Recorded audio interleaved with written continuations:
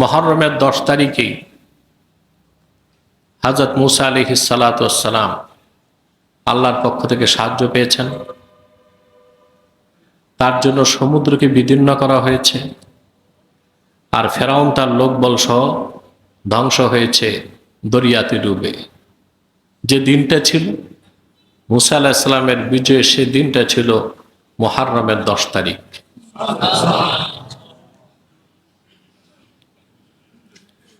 কোরআনুল কারীমে আল্লাহ রাব্বুল আলামিন এই বিষয়টিকে তুলে ধরেছেন। হযরত মূসা আলাইহিস সালাম যখন আল্লাহর হুকুমে লোকবল নিয়ে মিশরের ভূখণ্ড ছেড়ে বাহর কালজুম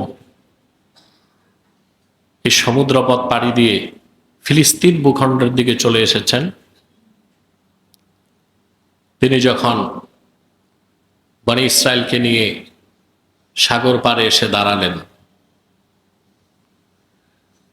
কোন কোন ঐতিহাসিকের মতে মূসা আলাইহিস সালামের সঙ্গে যুবকের সংখ্যাই ছিল 6 লক্ষ।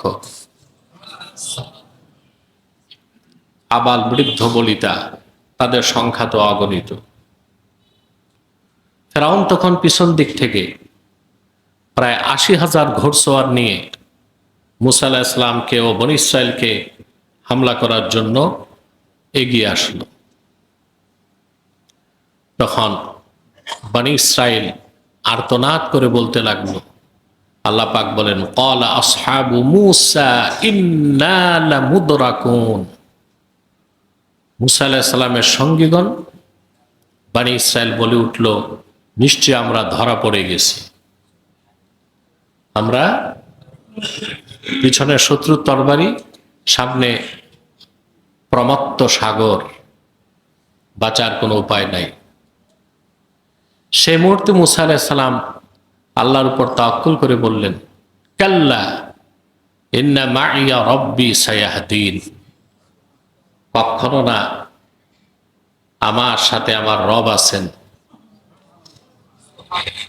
অনবিলম্বেই তিনি আমাদেরকে পরিত্রাণের পথ করে দিবেন। আল্লাহ হুকুম করলেন, তিনি সমুদ্রে লাঠি দিয়ে আঘাত করলেন, 12টা সম্প্রদায়ের জন্য 12টা শুকনা পথ হয়ে গেল। তিনি সদল বলে পার হয়ে গেলেন নিরাপদে, নিরাপদ ভূখণ্ডে পৌঁছে গেলেন। আর ফেরাউন তার লোকজন সহ সেই সমুদ্রের পানিতে ডুবে তাদের সলিল সমাধি হয়ে গেল। দিনটা ছিল মুহররমের 10 তারিখ।